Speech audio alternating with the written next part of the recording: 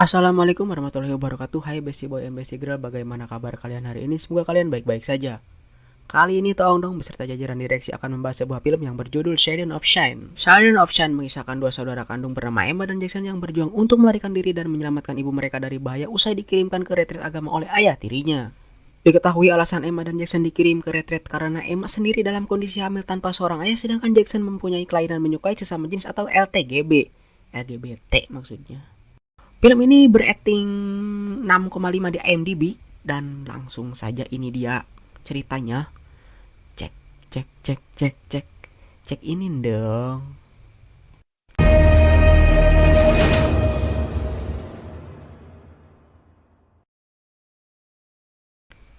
Scan pertama kita akan melihat Robbie, Tammy, dan Jackson berkumpul menonton acara televisi.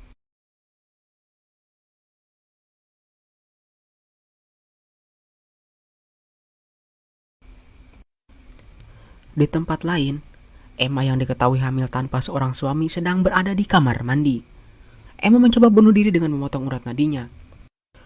Tapi semua itu tidak terjadi karena sang ibu yang bernama Tammy mendatangi Emma untuk mengajaknya makan siang bersama.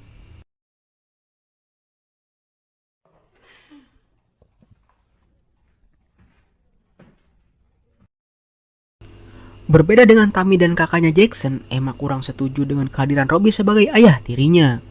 Emma mengutarakan ketidaksukaannya terhadap Robbie pada ibunya. Tapi ibunya bilang kalau apa yang Emma jelaskan sangat tidak berdasar. Di samping itu juga kehadiran Robbie sangat membantu keluarga mereka. Skate berpindah ke kamar Emma yang sedang searching bagaimana caranya aborsi. Di waktu yang sama, Tammy sedang membersihkan sampah di kamar mandi lalu menemukan alat tes kehamilan yang Emma pakai di waktu itu. Tammy bergegas mendatangi Emma dan menanyakan tentang hal ini. Bukannya minta maaf, Emma malah bilang jika hal ini pernah juga terjadi pada ibunya di waktu muda. Karena jawaban itu, Tammy menampar Emma dan menghukumnya dengan tidak memperbolehkannya keluar kamar. Kecuali makan, Hardolin.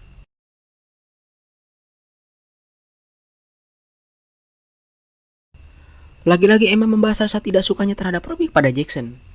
Namun Jackson tidak menghiraukannya dengan dalih kalau Robbie orang yang baik dan juga perhatian pada keluarga kita. Malam pun tiba. Jackson yang sedang gabut kemudian menghubungi temannya. Kemudian temannya mengirimkan tautan yang di dalamnya berisi sebuah video penyuka sesama jenis. Garilla.com. Dengan semangatnya Jackson membuka link tanpa memakai headset yang spontan menimbulkan suara bising yang mengagetkannya sendiri.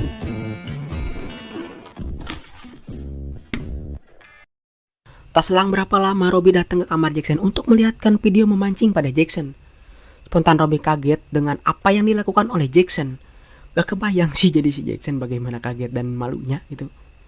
Kalian bisa pokoknya gitu deh. Ambiar.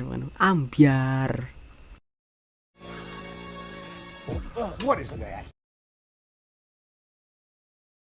Scan berpindah pada Emma yang sedang mencari sesuatu lalu muncul Om Robbie yang langsung memojokkannya.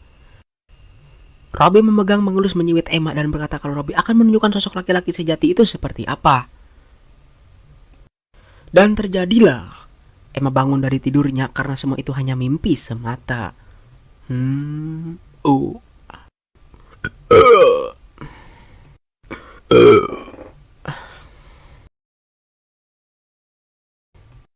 Siang pun tiba di mana Jackson disidang oleh Robbie dan juga Tammy karena ulahnya semalam. Lalu muncul Emma yang membela Jackson dengan berkata apa salahnya Jackson mencintai sesama jenis jika itu memang membuatnya bahagia. Jancu emang sih. Mendengar ucapan Emma seperti itu, Robbie marah pada Emma dan juga pada Tammy.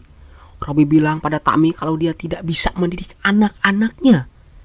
Yang membuatnya seperti ini. Emma dan Tammy sedang curhat tentang hal yang sama, yaitu rasa tidak sukanya Emma pada Robbie. Tak selang berapa lama Robbie datang dan meminta Tammy untuk menyiapkan makan, sedangkan Robbie sendiri menghampiri Emma dan berkata dengan nada ancaman agar Emma tidak berbicara apapun jika semuanya ingin baik-baik saja. Entah apa yang Emma dan Robbie bahas. Apakah mungkin ada hubungannya dengan mimpi Emma di malam itu? I don't know, saya juga tidak tahu dan saya juga belum tahu dan saya akan mencari tahu. Terima kasih. Di tengah malam, Tammy membangunkan Emma dan Jackson lalu mengajaknya pergi. Di tengah perjalanan, Emma kembali dihantui dengan bayangan Robbie dengan perkataan yang sama pada waktu itu. Cabul emang.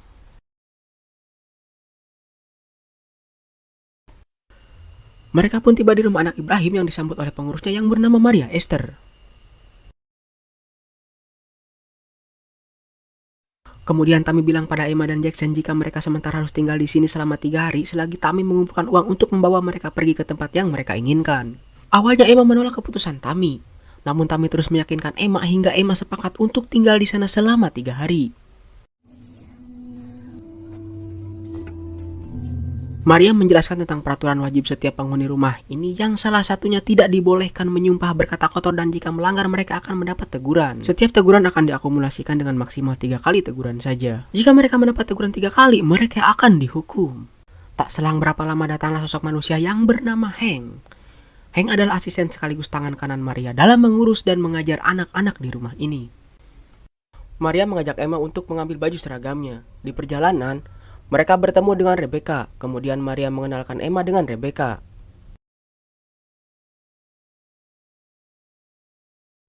Kembali pada Hank dan Jackson yang sedang membahas kelainannya, lalu datang seorang wanita yang bernama Chris. Diketahui Chris ada di rumah ini karena dimasukkan oleh neneknya. Kemudian Chris mengenalkan satu orang temannya lagi yang bernama Zul. Berbeda dengan Chris, Zul sendiri masuk ke sini dengan kemauan diri sendiri karena terinspirasi oleh sosok Hank dan Maria Esther. Dan berpindah pada Emma dan Maria. Sepertinya baju seragam Emma kekecilan sehingga tak muat menampung beban Emma yang melebihi batas. Maria bilang jika Emma harus tertutup dan jangan sampai mengundang perhatian para lelaki.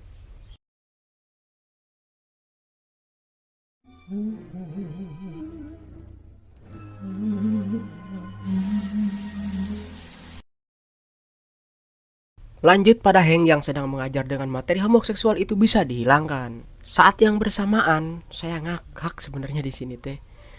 Hank terpesona dengan sosok Kitungkep atau si Mason yang sedang membelah kayu bakar. Hank mengajar tentang materi penyimpangan seksual sedangkan dia sendiri berperilaku sama. Bagaimanakah ini anjrit?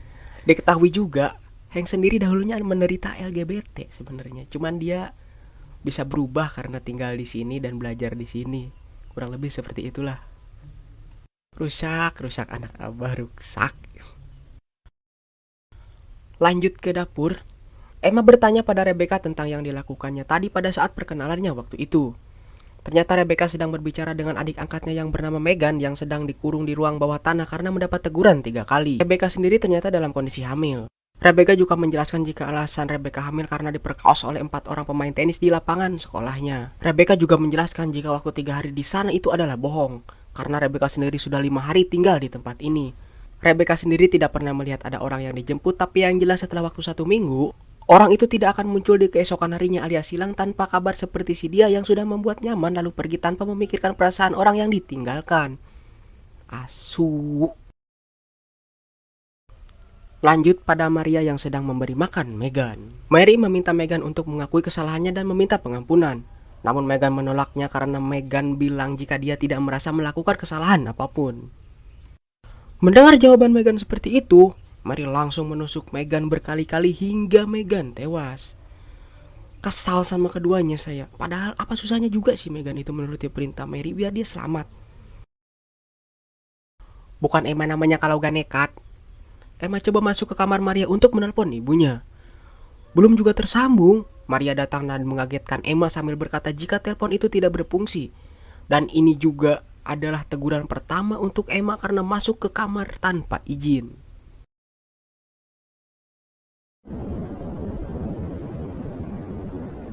Waktunya makan, dimana saya sendiri juga sudah lapar sebenarnya. Jackson menanyakan keberadaan Hank pada Maria.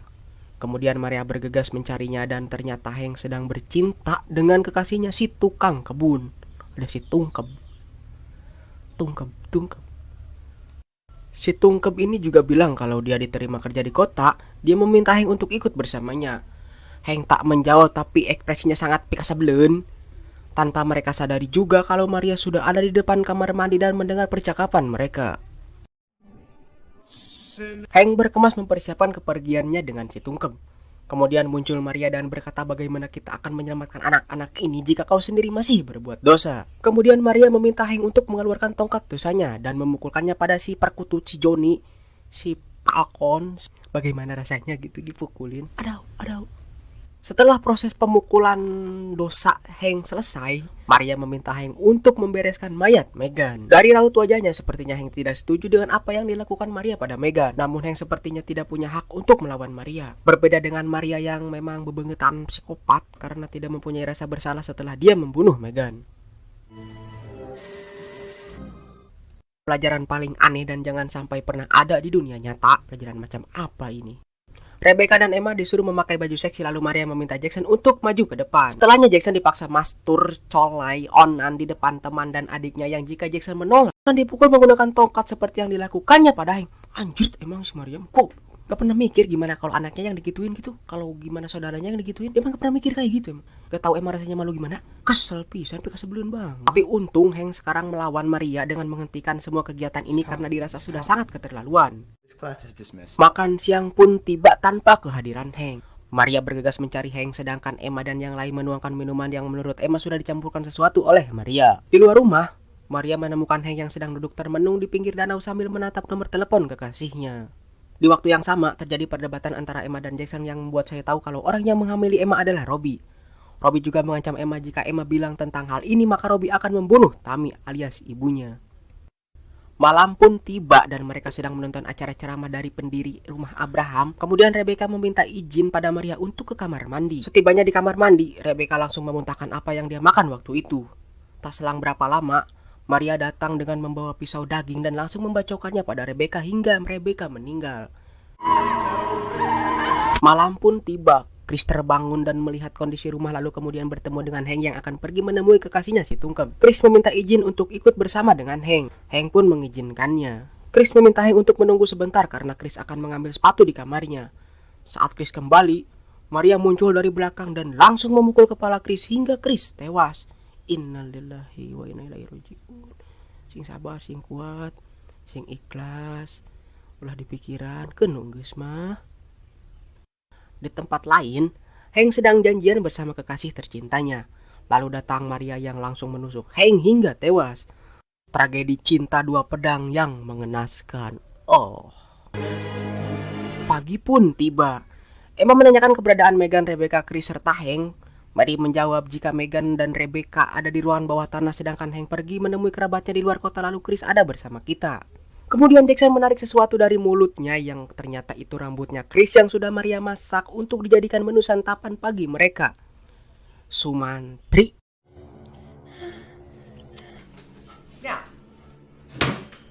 Terdengar suara ketukan pintu yang membuat Maria pergi untuk melihatnya. Karena sudah tidak tahan dengan semua ini, Emma pergi ke kamar Maria untuk mengambil kunci dan mengeluarkan Rebecca dan Meghan. Saat yang bersamaan, Maria juga masuk ke kamar untuk mengambil kunci pintu. Sontak Emma kaget dan masuk ke dalam lemari untuk bersembunyi.